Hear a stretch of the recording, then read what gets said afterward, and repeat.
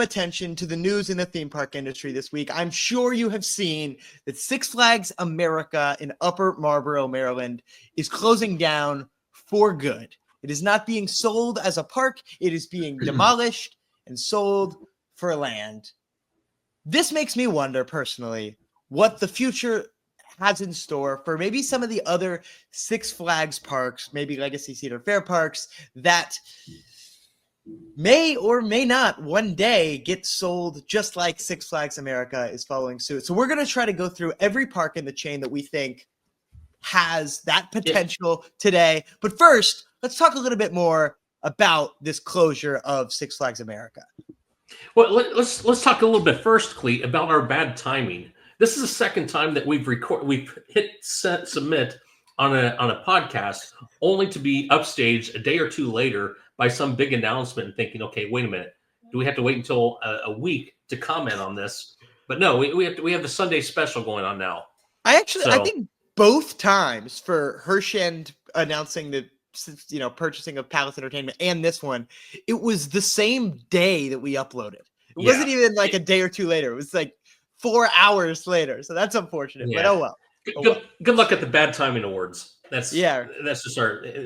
Everyone's got to have some sort of shtick. I guess that's ours. Yes, I guess so. So, okay, what was the question again? Frame that again. So Six Flags America, what do we think? It's closing. That's sad, but it is surprising. They announced it's closing. Now, they said that in their initial response that they were going to be optimizing their portfolio and selling parks. No, they said they weren't going to close parks. So this is a bit of a departure from that. But at the same time, I wonder if they're announcing that it's being sold to a developer, or that's what they want to happen, if this is something where they had tried to sell it and as a park, and there are no buyers. And so this is the next progression on that, either to step up a park operation to buy it or to launch into a developer buying it. That's a great question. I don't know. But what I can say, if you think about Six Flags America being sold, it makes some sense. It's sad, but it is a park that is in a region with a lot of other parks. You're about an hour and a half from Great Adventure. You're about an hour and 10 minutes from King's Dominion. You're about 2 hours from like all of the Dorney parks and even down to Busch Gardens, Williamsburg. There's not any shortage of entertainment in this area. There isn't, but at the same time, you look where it is geographically, and you got Baltimore to the south, you got DC to the west, and you're not too far from Philadelphia. So I mean, it's around a pretty good population area. So the thought is that it should have had a chance to make a run. But at the same time, also I've read different comments from different places and different people, running their mouth out about it. Is that if they were to close a park, this one would be the one that was missed the least. So that's I've never been there, so I can't comment to any extent on that. But I'm just regurgitating what someone else had mentioned. So I've been there twice, and the thing I can say about my experience there was most certainly that while I like the park, I think a lot more than most people do. I was a big fan of the park. I thought it had a pretty good atmosphere, 2 really good wooden roller coasters in Roar and the Wild One, and some other good rides, Batwing, Joker Shinks. But the thing I noticed, the thing that really stuck out was the crowds that were there. Both visits that I had were extraordinarily dominated by like teenagers. It was not a lot of families. It was not a lot of couples or people of, in their 20s. It was really, it was a lot of teenagers. And I think that makes some sense because it's in a place where if a family wants to go to a park, they might live around there, but they might say, okay, we're going to drive a little extra to go to King's Dominion, or we're going to drive a little extra to go to Great Adventure. Whereas the teens, they're the ones who are just going to go to whatever's closest. And I might add, the teens are not where you're making the majority of your money. A lot of times these are pass holders who are, maybe they spend $20 a visit on some games or something like that, but it's not the same as families or as big groups or school groups or things like that. So I think that's probably played into like that specific. I don't know. This is just my experience, but I think that if that demographic was generally true, I'm sure that was part of the reason that they made the decision to close it. And it could be brought on by the fact that also when Hurston bought Palace Entertainment, not that the Hurston would have been interested in it anyway in this park, because given where it is in relation to other parks, but it took a pretty serious buyer off the board, probably. It sure did. So that's probably could have been played into it also. So I think there's three things kind of to consider for Cedar Fair, for Six Flags when they're doing these sales. The first one is like, how beloved is the park? Like, will they get in too much trouble for closing it down? And I think Six Flags America, they're not going to get in too much trouble for closing it down. The next one is what I'm going to call like geographical monopoly. If they're going to close down a park, if they're selling a park, this is a little bit different. But if they're going to close down a park, they don't want to close down a park in a market where they think another theme park operator is going to be able to come in and have success.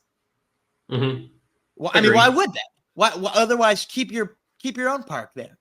And then the third major thing is exactly that question of, do we want to try to, let's say they decide, hey, this park is not what we want for our portfolio, Park X. Do we want to sell the park to another park operator, to an independent company, maybe to a hospitality company, maybe, or do we want to demolish what's there, get rid of it, and sell it for land? And I think with Six Flags America, a thing that, is worth considering is the fact that when they choose to sell the land for Six Flags America rather than sell it as a park, they get to keep all those rides, at least the ones that they think are salvageable, inside the chain, and have some revenue boosters for maybe some other parks. Do you see some relocations happening out of this? Absolutely. Now, some of the coasters, I've looked at the good friend roller coaster database and what roller coasters they do have, and you can probably comment more on that since you've been there. But I wonder, some of their steel coasters are kind of reaching that point in their life where it's like, would it survive a move? The wooden coasters probably have more value to other parks, but that is if you can disassemble them and relocate them. Because now, so that becomes, I don't know, what do you do with those then? Unfortunately, even if you look at Jaga Lake, the villain, they even chose to demolish a 6-year-old roller coaster because either the ride experience wasn't that great or it just wouldn't transfer. So another thing to consider is they built this new area. They gave the park some love recently in this area. I think it's called Steamtown. It's like a steampunk themed area, like in 2023 or 4, which makes me wonder, like, did they know this was happening at all? Like, at least the people. Well, it depends. It depends if Six Flags thought that the merger with Cedar Fair was going to go through, because it obviously had to go through some approvals. So Six Flags was operating on their own, and though there was a merger in talks, people forget also that SeaWorld Parks and Entertainment, before they changed their name, they made a play to buy Cedar Fair. It was maybe a year before that. So the merger, we may think it may have been brewing for a while, but at the same time, it really wasn't too far past when SeaWorld tried to buy it. Well, and as our good friend, go ahead.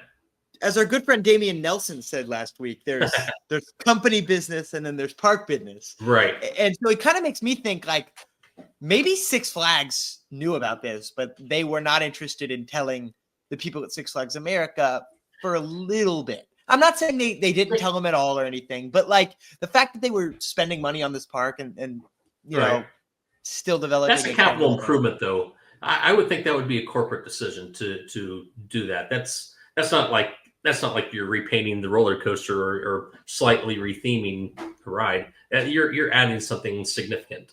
That's just true. I have a feeling that this is probably something that came up after the merger took place, and I'm not operating on any knowledge whatsoever of anything that happened, but I'm guessing this is a conversation that probably happened after the merger took place. And props to them, by the way, for giving a season-long notice for this.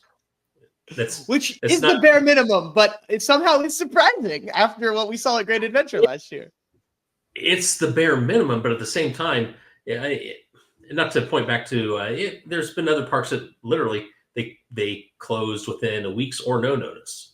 Yeah. You think of some of the legacy decisions at Six Flags, another time, another place did.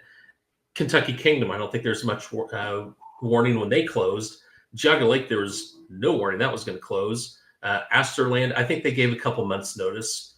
And of course, Jazzland, you can't fault them for that because it's the that's hurricane. not that. They didn't plan on that. But to have a season long from when the park opens for the season through the end of the season, what is that, 4 or 5 months?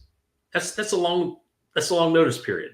Yeah, they've said November 2nd of 2025 will be the last day in operation. That's plenty of time. I mean, that's yeah. I'm planning a trip to Northern Virginia to go to Kings Dominion and Busch Gardens Williamsburg back in late July, and we had to add Six Flags America. I mean, I've been, but it's just got to go back now that it's closing. Of course, you're going. That's stunning. Come on. Okay, so we have kind of put ourselves in a good transition segue by talking about notice, because the most notice anyone has ever received for a park closing is California's Great America.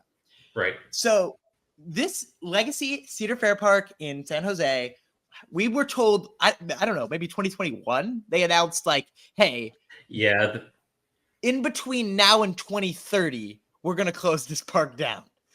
Right. Okay. So hopefully now that, like with what we got for Six Flags America, like a specific date, we'll get something like that for. Yeah. And now that the merger's gone through, I bet it doesn't go till 2030 with the merger taking place and them trying to optimize their portfolio, knowing that they're not going to be putting long-term investments in there. And, regardless of where you stand on the tariffs, steel from other places to build new roller coasters might cost a little more than it has before. I don't know. I don't know the dynamics of any of that, but between between Six Flags America and the park out in California, there are assets that can be moved. For sure. So it's a good way for Cedar Fair, Six Flags. I don't know which to call it. The Cedar Flags. Cedar Flags.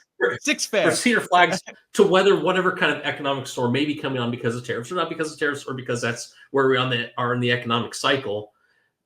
It's not a bad place to be, because you have two parks that you can draw assets from to bring new experiences to existing parks. And they're both extraordinarily valuable plots of land.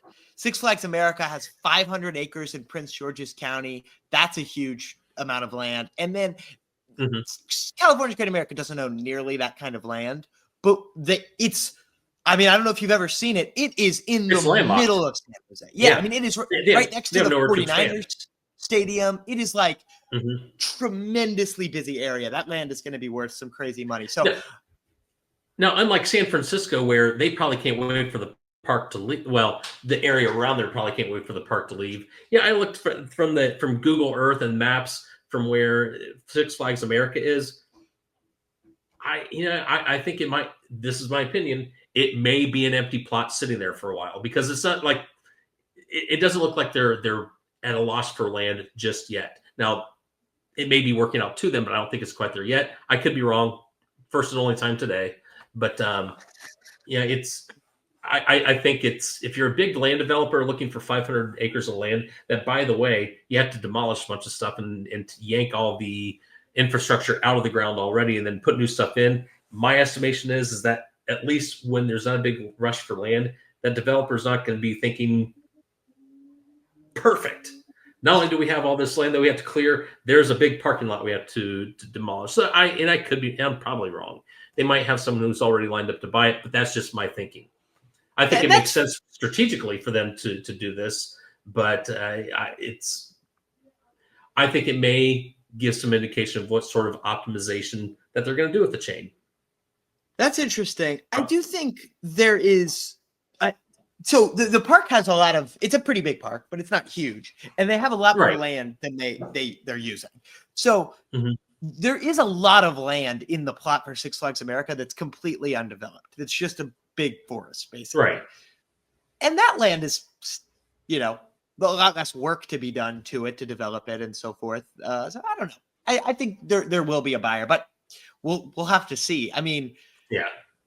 I have some trouble thinking they're going to close it after 1 year if there's not a buyer lined up. Maybe they'd say, in 2 or 3 years, they'd start to so things would get removed and you'd be like, what's going on? But I think the fact that it's closing this November probably does mean they have somebody ready to go. But I also could be wrong.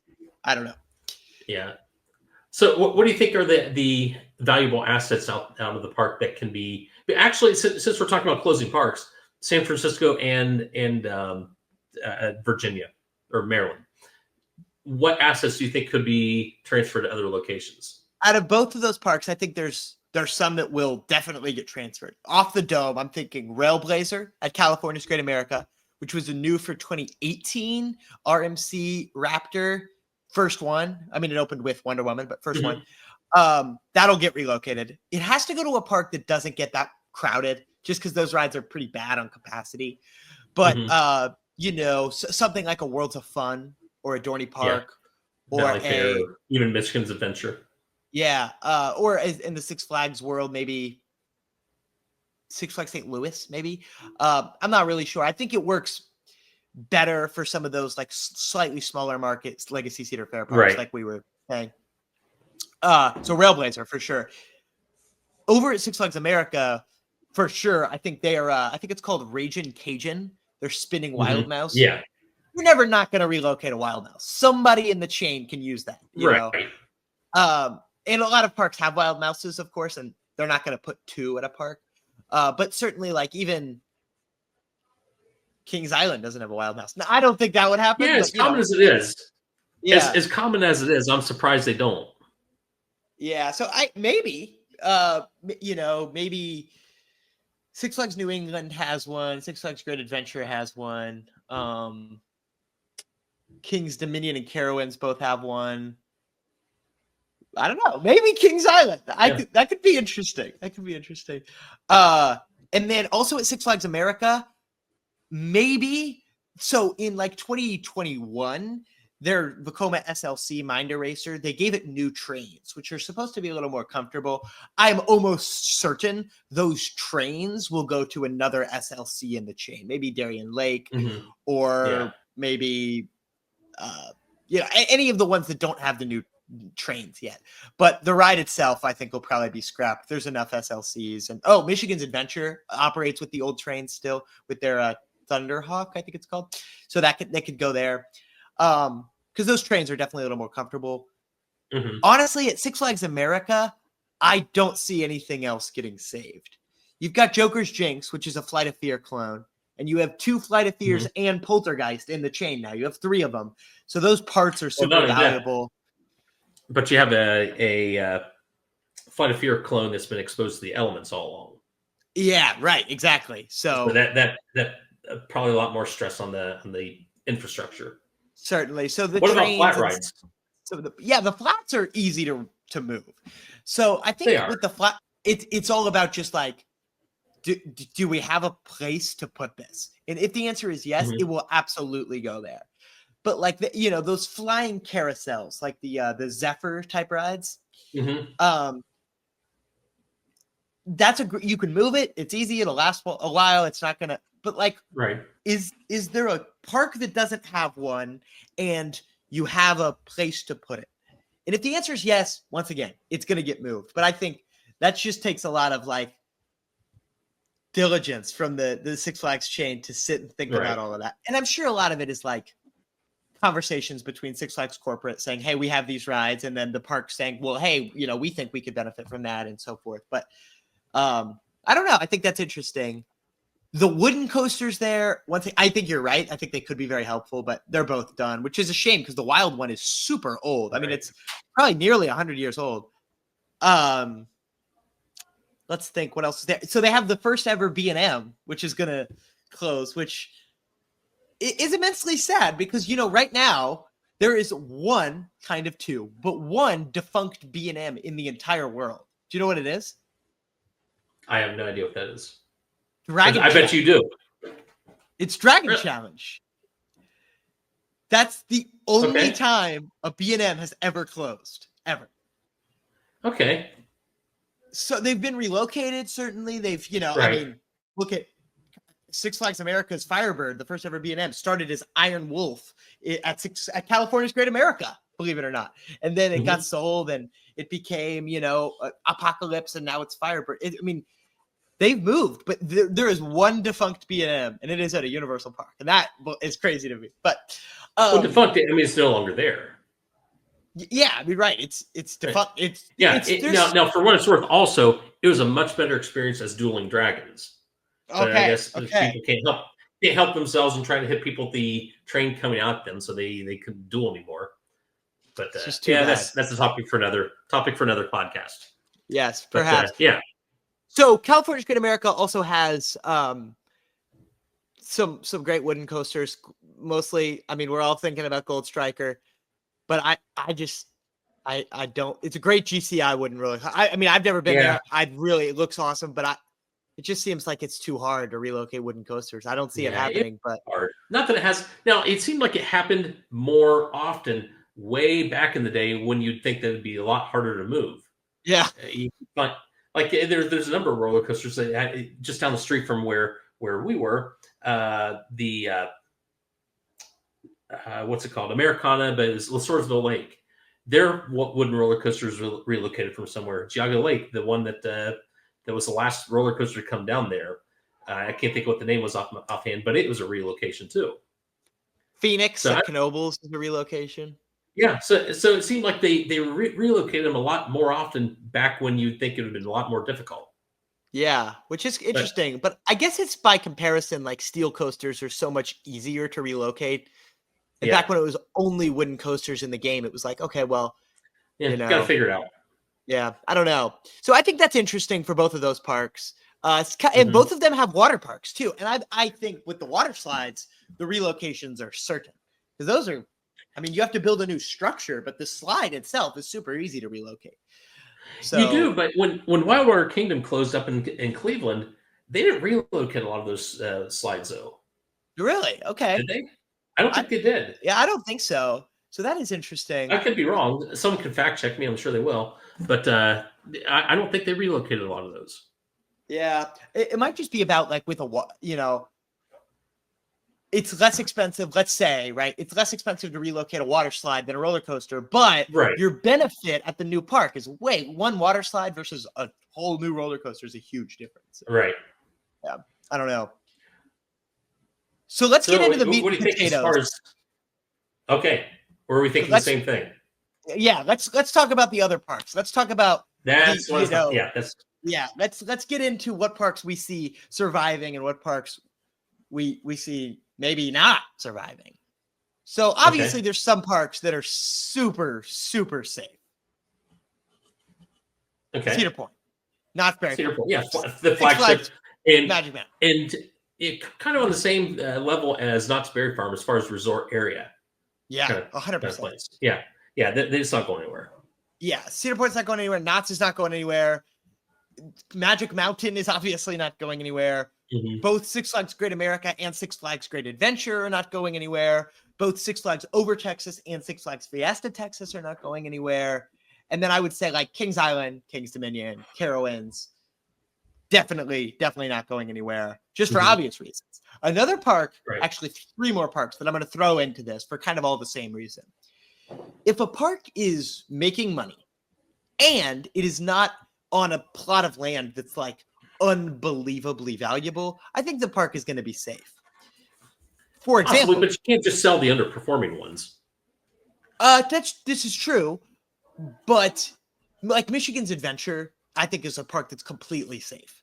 I don't think that park would ever get sold because it has quite a good following. Like in Michigan and in parts of Wisconsin, Hmm. people love Michigan's Adventure. It's kind of out in the middle of nowhere. You could sell it to another park operator, maybe, but the park does Hmm. well. You have no reason to sell it to another park operator. Right. But if But they there want are to sell some one you of their do. smaller parks, they need to toss in a couple bones with the deal to get it. Because if you're a large park operator, the chances of you buying one park that might not interest you. It may be dependent on the park, but to get if you wanted I'm just making this up, a Valley Fair, you may have to throw in Michigan's Adventure or or Kingsman. You may have to toss one of those in there to make the deal work. Interesting. That is interesting. And I'm going to throw a curveball. I don't know if you're done with your, maybe go on with your point, because I'm going to throw a curveball. Okay. I mean, my point was that, like, I think some of the smaller parks are safe because of their location. But right, hit me with your curveball. I'm ready. Okay. And I don't know any conversation about this. I haven't had this conversation with anyone other than my wife in the car. Is I almost wish that, and they will never do it, so it's kind of safe just to talk opinion wise. I almost wish Cedar Flags, I'll call them, would sell Kings Island. Now, hear me out on this, because I feel like no, not for any nefarious, not for any malicious reason, but because I think they're both, Cedar Point and Kings Island are situated in the same state. Cedar Point, I think you could argue, is more of a destination park. You're going to Sandusky because Cedar Point's there, and you'll find other things in town or around there because you're there for Cedar Point. Kings Island is mostly, now people may take issue with this, but it's more of a local park where you're going to go, you may come in town for the Reds, or you come in town for the Bengals, or you come in town for something else in Cincinnati, and you hit Kings Island while you're there. Yeah. Now, there's some people that fly in and they'll go to Kings Island and they'll find those things. But mostly, if you're coming in from California, unless you're an enthusiast, you're coming for something else and you happen to hit Kings Island while you're here. Right. So the reason I say that is that I think healthy competition between Cedar Point and Kings Island would make them better. While they're owned by the same company, there's no competition. Nor should there be, because they're they serve two different types of crowds, and will Cedar Point always get the innovative push and the higher grade of rides? And this is not a bad, I don't mean anything malicious by this, but Siren's Curse was supposed to go into Mexico, I think. Is that correct? Yeah. And when whatever decision happened and didn't go there, it didn't go to any other park in the chain. It went to Cedar Point. Yeah. Yet while Kings Island's had that the plot of land, or the vortex, sat for 30 years, still sits empty. Now, would it fit there? I don't know. I don't know. It's probably construction wise made sense to go on a flat piece. And of course, the plot where Vortex has hill elements, or not hill elements, but it's not a level land. Yeah. So, but I think if the two parks were owned by two different chains, healthy competition would make each other better. I know that back when Paramount sold the parks to Cedar Fair, and I think this is accurate because Joel Manby was on the podcast a couple of years ago. Joel Manby, obviously the former CEO of Herschend, they wanted to buy Kings Island. Now, I don't think that they wanted to buy the entire chain of Paramount Parks. I think they just wanted Kings Island, maybe another one. And I think Paramount's whoever's buying is buying them all, and which is how Cedar Fair got in. Could be right, could be wrong. I don't know. Opinion. And if I'm spouting this opinion, I'm sure that other people go forth with their opinions and they're wrong too. So yeah. I'll join the list of people if that's the case.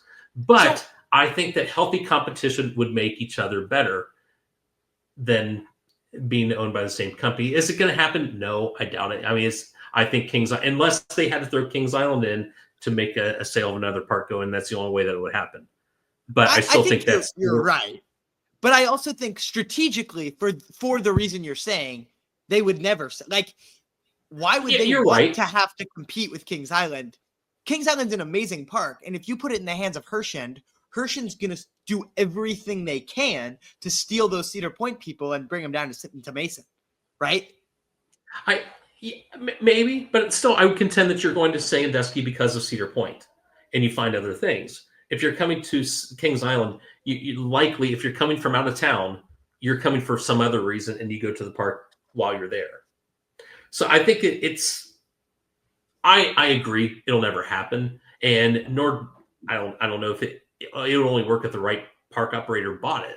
But at the same time, I'm just saying that I would like to see, if they were competing against each other, what sort of innovation both parks could come up with, as opposed to being owned by the same company. So who do you think? Sense? Yeah, it does. Yeah, it does. And I think you're right. I think it would be exciting innovation. But who do you think for Cedar Fair, for Six Flags right now, if they're looking to sell their parks as parks, who do you think the buyers are?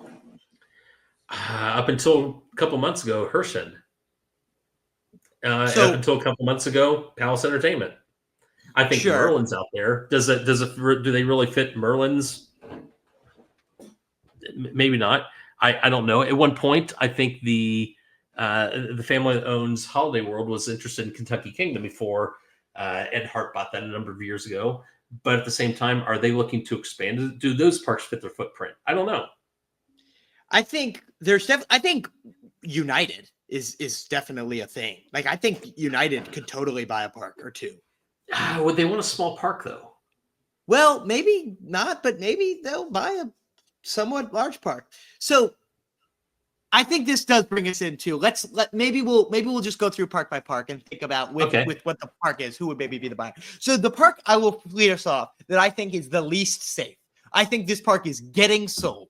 Is Six Flags Mexico. I just you think so? I just think it's getting sold. It's a park. It's a good park. It has a good part of land in it. It's in a good spot. It's in Mexico City.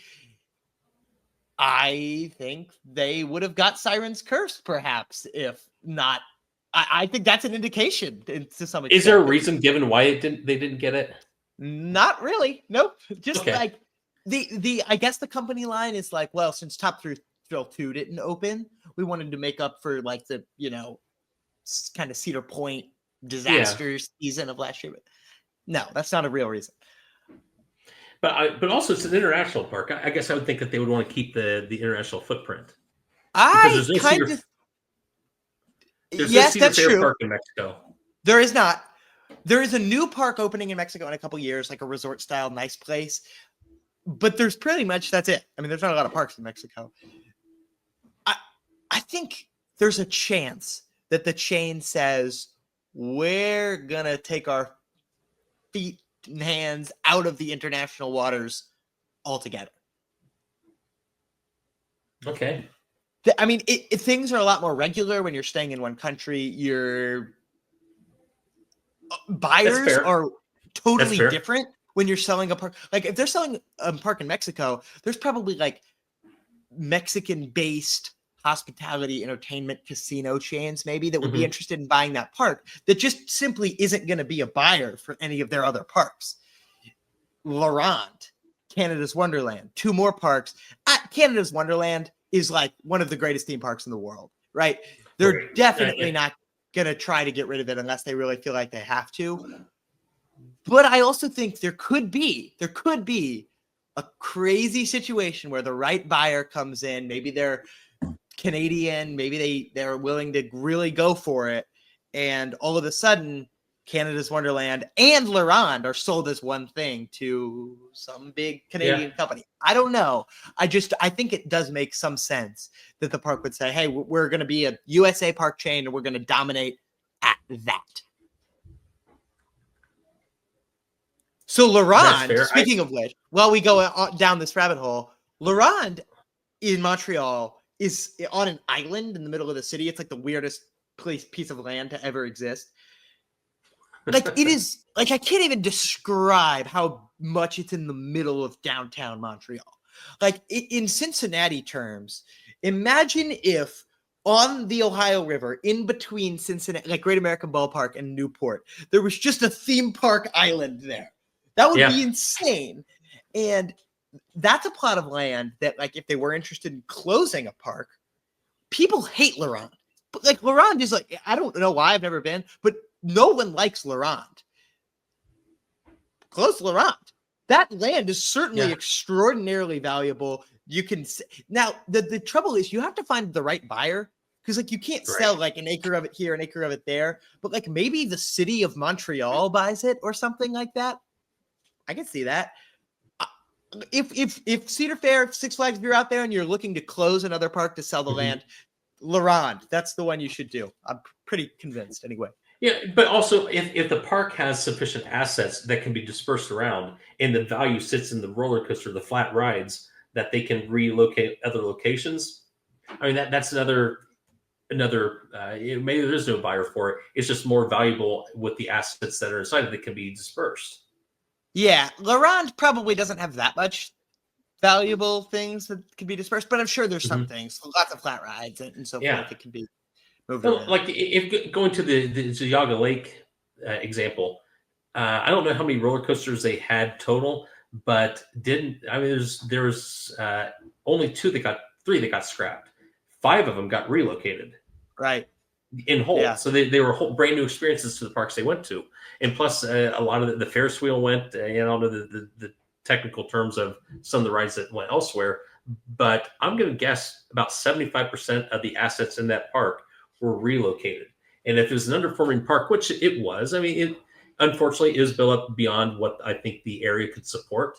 And so it kind of collapsed in on itself.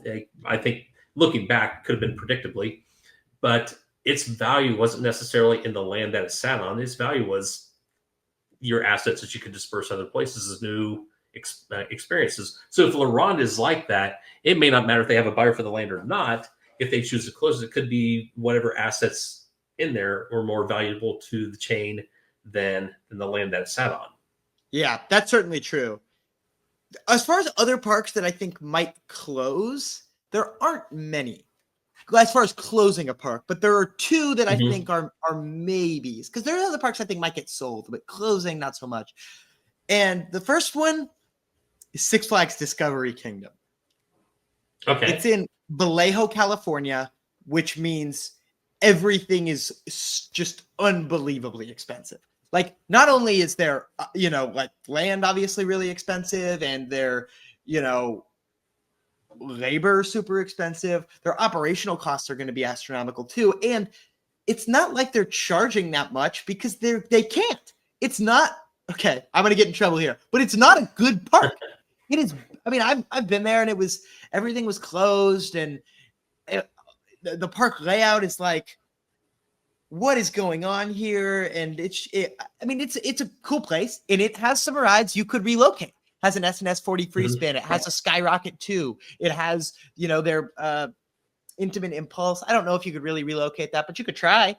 It has the Harley Quinn, new Skyline Attractions ride. Lots of things you could relocate at Six Flags Discovery Kingdom. It had they just built the new Wild Mouse Sidewinder Safari it opened in probably 2022, but they have a lot. I think they could be relocated. The reason that I don't know if this is actually possible is that they've said they're closing CGA. So if you close California's Great America and then you close Six Flags Discovery Kingdom, the entire Bay Area has 0 theme parks. Yeah. Now, do you think that they may take a lot of the stuff at Great America and transfer it to and expand? I would love to say yes, but I just don't know if they have the actual land. Like, I don't know if the infrastructure can exist. I can't see them abandoning that market altogether. I can't either. They do operate Gilroy Gardens in Sacramento, which isn't extremely far away, but I don't know. It's just kind of a weird situation in the Bay Area where there's 2 parks. One of them is closing. The other one is bad. And it's in Vallejo too, which is not really that easily accessible from San Francisco or Oakland or San Jose. And it's pretty high crime area with all of the costs of the Bay Area. It's kind of in a worst case scenario type place.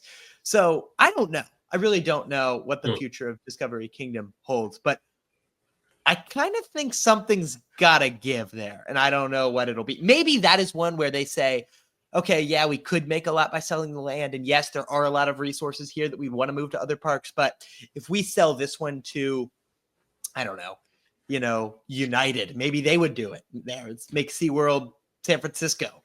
Who knows? Maybe then something like that could happen. And maybe you close down the water park and SeaWorld says, okay, this is where we're going to do our aquatics type stuff. We're going to spend the money to do that there. You can take your water slides and relocate them if you want to.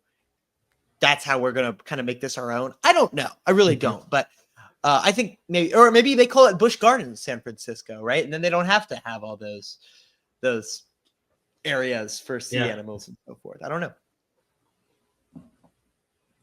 Well, what do you think about? Well, I don't know. We can go on. Every park would take a long time to go through.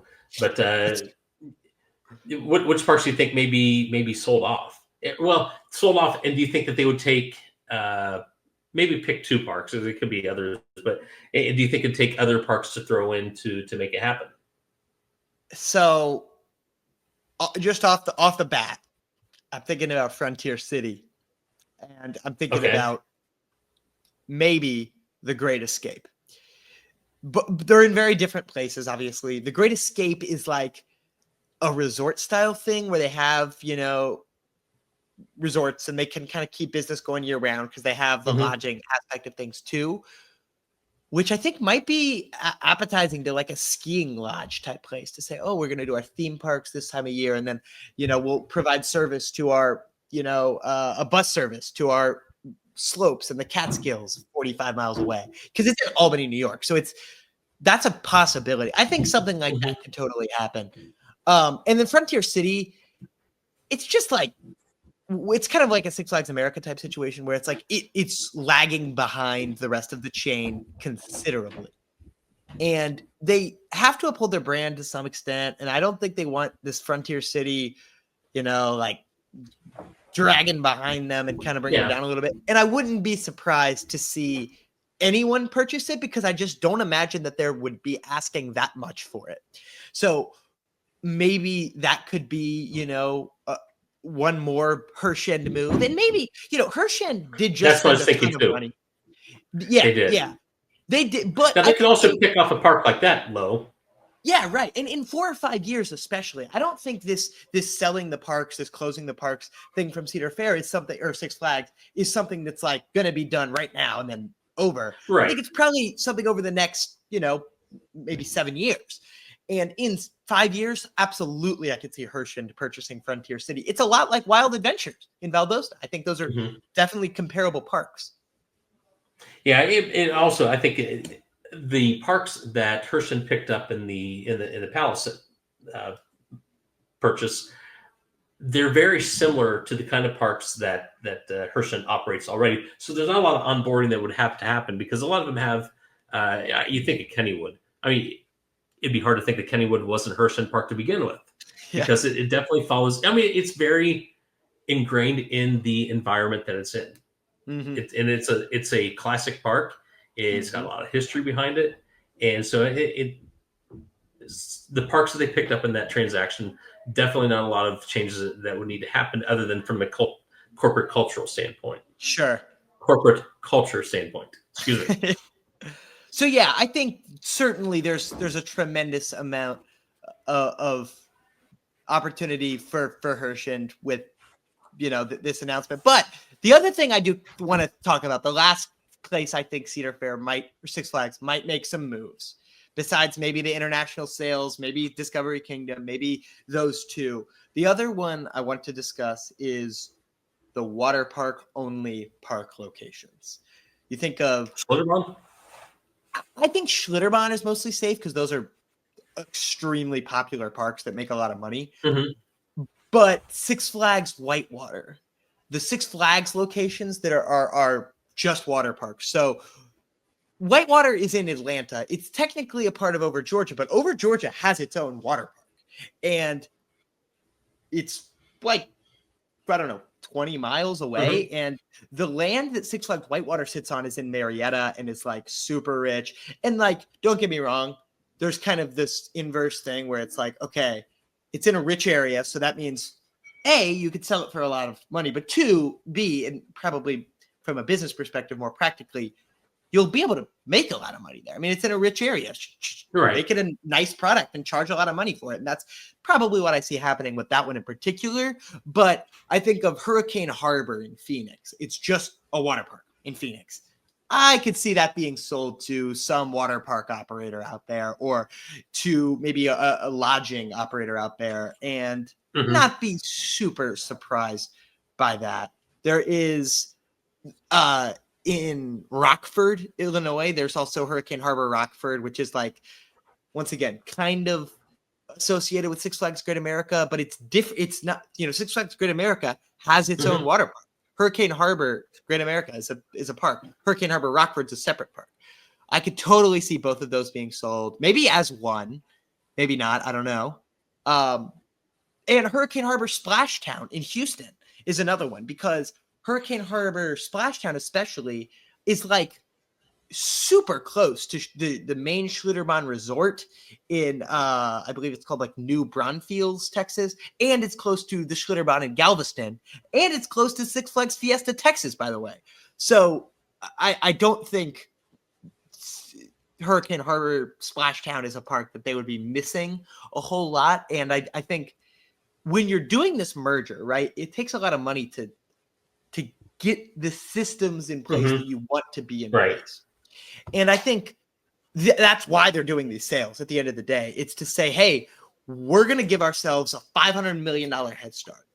And that $500 million, we lose a few parks, sure, but now we can really take it and show as much love as we can possibly do to the operations systems. I'm not even talking about to the parks, but just like spend a bunch of money on refining operations, on refining your corporate efficiencies by this, make sure you get everything you can out of this merger and really set themselves up for success as a new joint venture.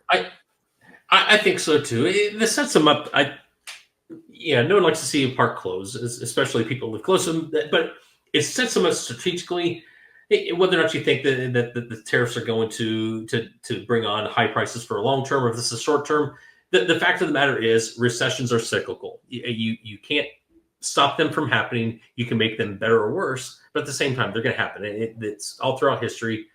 It's always happened. So if they think that we're maybe going into a slower economic area, which maybe we are, maybe we aren't, it makes sense to be able to go from instead of being on the defensive. Okay, if we think we're going to close this park, we got some assets here that we can disperse and take those existing experiences and make them new experiences over here for a fraction of the cost. Then it allows the Cedar Flags parks to continue innovating during what might otherwise be a slim time. Yeah, sure thing. It does. Yeah. And it's exciting too, I must say. I mean, I love Six Flags America, but I would be lying if I told you. I mean, that land alone could sell for $200 million. I would be lying to you if I told you that I wasn't a little bit glad that the new Six Flags chain had $200 million to spend on their long-term success. I love theme parks first and foremost, and would happily exchange Six Flags America for, the chance at a really healthy, really thriving Six Flags Corporation that is providing great experiences for people all around the country. And they said they're going to optimize their portfolio. So that's what they're starting to do. And that's what we're starting to see. Yeah. Yeah. And I don't know. It's like, I heard it, but it was a little bit nebulous to me. I didn't think we were, they said we were going to optimize our portfolio, maybe sell some parks, but I was like, yeah, right.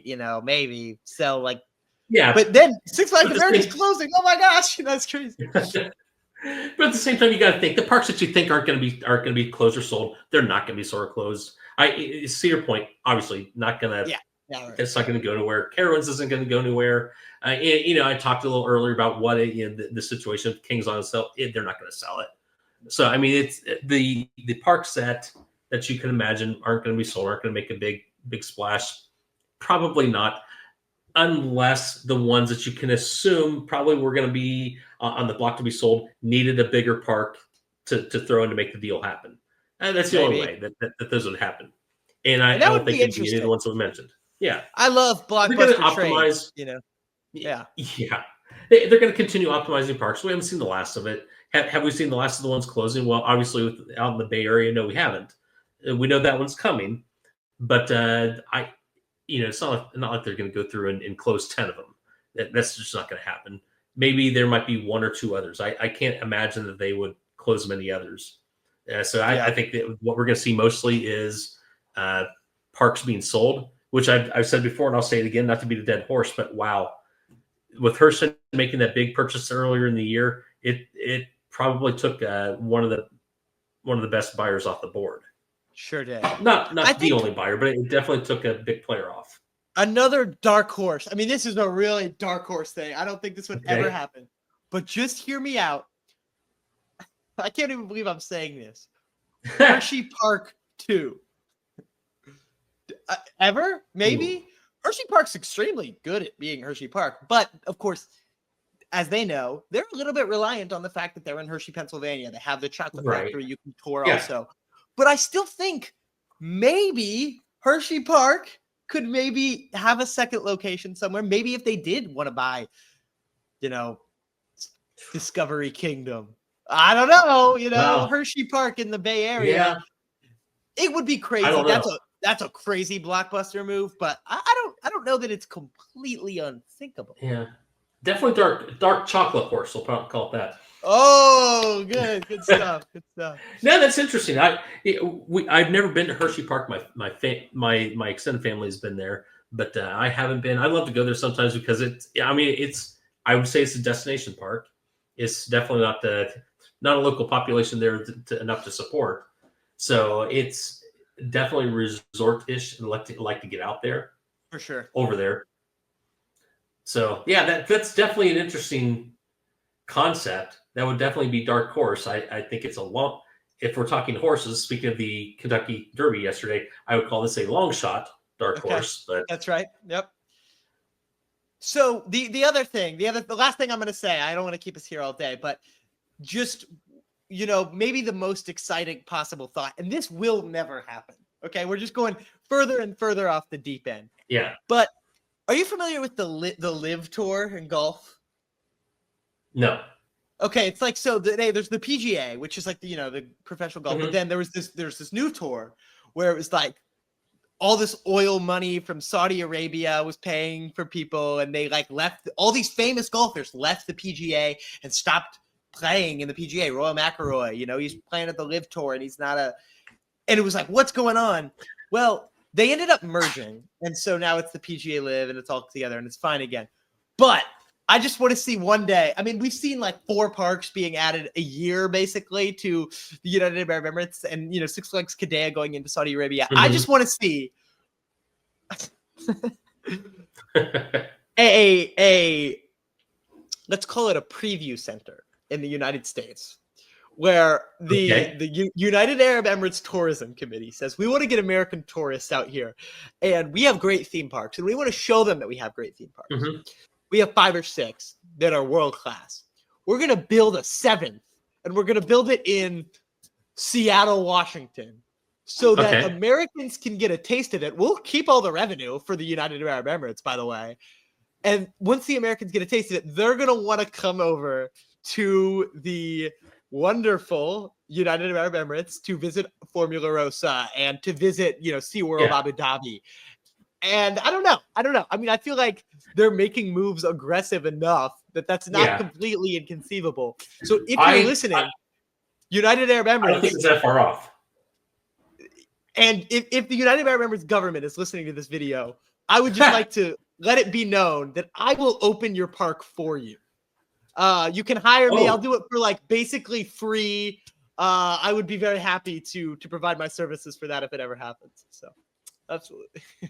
Honestly, the idea of what you're describing, I bet that is not as far-fetched as you may think it is, because they are making aggressive moves to make that area of the world a large tourist center, because they got their start through oil money, built it up, and as I'm kind of shocked that 100 years later we still use fossil fuels as the primary fuel for vehicles. So as the world continues to look for what is next, obviously that area of the world needs to focus on, if the reliance on what built us goes down, we got to focus on what's next.